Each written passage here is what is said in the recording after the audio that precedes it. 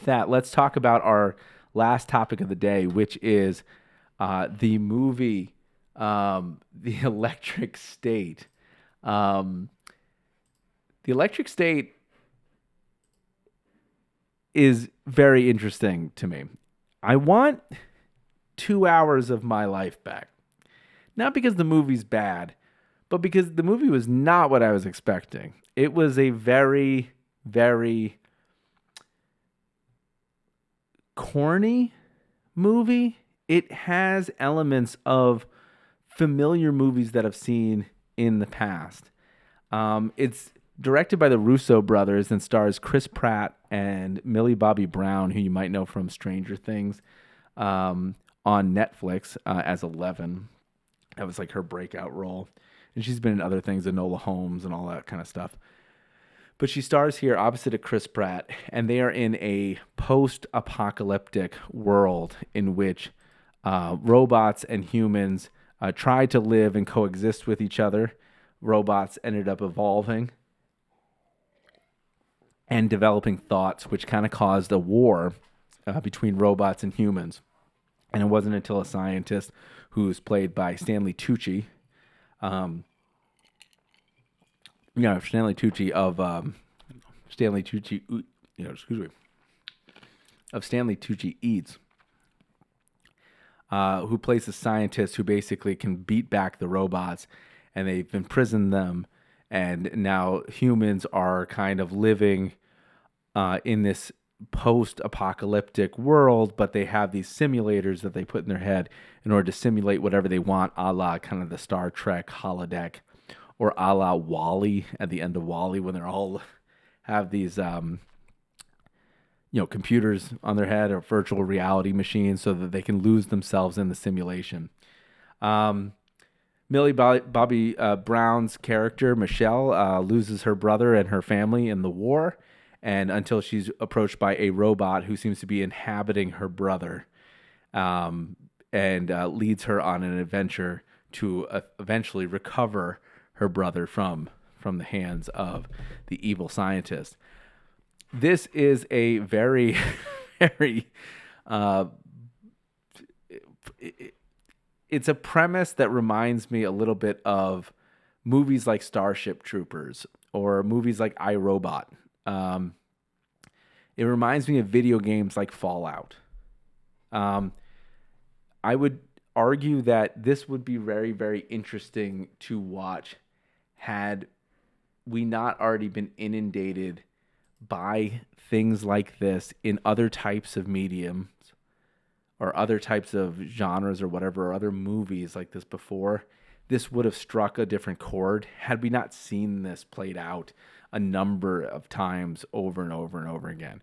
It's a very familiar plot, and it's not exactly, and I don't want to criticize anybody, but it's not acted very particularly well. It just seems kind of like they're kind of running through the motions. Nothing's really earned. Even in their most like highly stressed environment, they still feel like they're still playing this kind of comedic play with each other. And the Russo brothers, if you don't know, they've directed the Captain America movies, they've directed the Avengers movies, which are very quippy in their own right, and they keep a very uplifting and humoristic tone throughout the movie, no matter what the situation, even if the situation is bad, right? Like Captain America and Iron Man are always up for a good laugh, even though the world's ending at all times. In this movie, they try to emulate that a lot, and it kind of falls flat. Visually,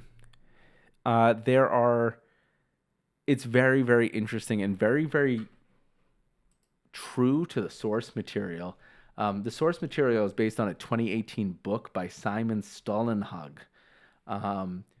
And I guess it's in Sweden, it seems like. And so I looked up on their website, on the author's website, and you can see some of these stills, which I assume is from the graphic novel, and I'll push here to the video version of the podcast. Again, you can find that at YouTube at Powell Not Found, and you're listening to the Powell Not Found podcast.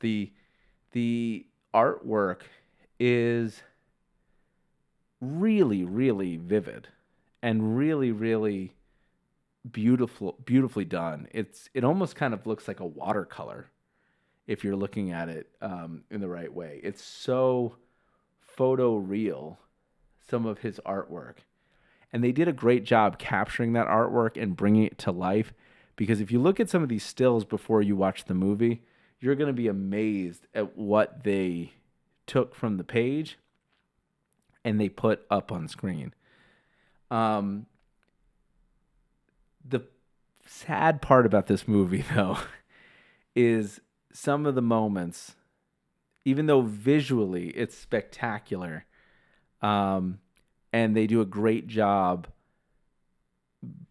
creating and making this world believable, they don't earn your emotional investment in any of these characters. Because one, there's a lot of characters that come at you at the same time, and also it seems like the movie can't decide whether it wants to be a full comedy or a full drama. It's trapped somewhere in the middle.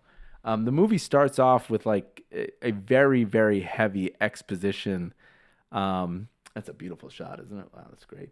The movie starts with a very, very heavy, an exposition heavy narrative that's kind of done with news clips a la Starship Troopers, where you're caught up on the world just using the news stuff. And you start seeing these characters like Mr. Peanut from Planters Peanut living in this world without any proper context of what the heck's going on. You start realizing it and you don't know whether this is a joke. So you have a hard time grabbing hold of the tone of the movie about whether you're supposed to be laughing or playing along, because right before that moment in the movie, there's a very serious drama, almost like made for TV drama about the two main characters, the sister and the brother's a genius and whether he should go to college or not. So you don't know what you're watching. They're trying to inject very truthful, wholesome, and emotional investment into this film that is just hard to get emotionally invested with these characters because of their ridiculousness on the screen compared to some of the human characters. So they just don't earn it. And so when the movie eventually turns emotional towards the end, and when it really takes that turn into you're supposed to feel something welling up, you don't feel anything inside because you're just kind of along for a theme park ride here with this movie. It's not particularly acted very well. Again, we mentioned before, the performances are kind of phoned in a little bit. Even the most emotional moments don't really get you. A lot of notable names are in this. Giancarlo Esposito, Woody Harrelson, Hank Azaria is very noticeable in this movie as one of the characters that if you've watched any Simpsons episode in the past like 20 years, you're going to know it's Hank Azaria just due to his voice. So a lot of star power in this movie. Woody Harrelson does a great job. It's actually kind of interesting seeing this movie right off of Last Breath and seeing how his characters have changed a little bit, but that voice is very, very recognizable at this point.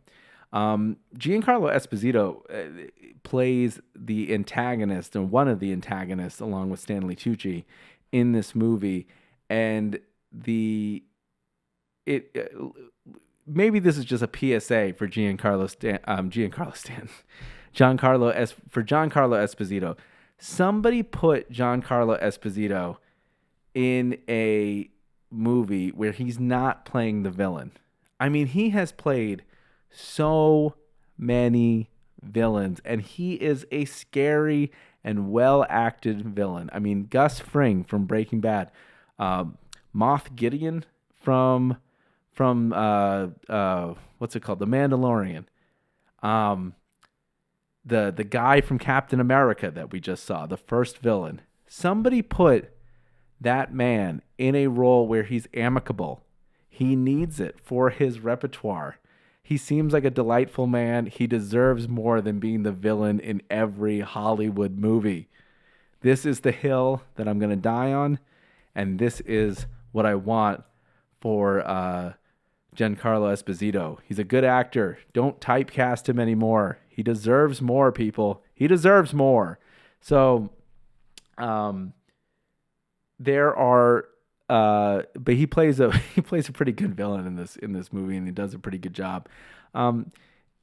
It's something we've seen before. I think some of these things too, like it's really impressive visually, but and the emotions that they can actually portray through these 3D renders are fascinating. I didn't think that I was going to end my night watching the emotional deliberation of the Mr. Peanut guy, of the Planters Peanut guy, but they do such a good job with these renders that you do. And it's worth it just to watch the 3D renders of these things because they're wild. I mean, there is one moment where the Planters Peanut guy is running into battle and yelling a war cry. And I really think the movie is worth just to watch just for that visual alone. So again, not the greatest movie. They do set it up for eventual sequels just in case this takes off, but it doesn't seem like it's getting favorable reviews. And to me, it just reminds me too much of something we've seen before and reminds me of kind of a Netflix tendency where there seems to be a movie with a lot of star power that's a thriller, but it just never gets off the ground. What was that one with Ryan Reynolds and The Rock? Wasn't there like a he versus he kind of movie, or spy versus spy kind of movie with them? Like, was it Red? Was it Red? I think it was called Red, or Red Notice. Was that it? I think it was that called, where it seems like it's the same thing, but it's just set in a different kind of world, and it's visually spectacular. So, again, that's The Electric State on Netflix.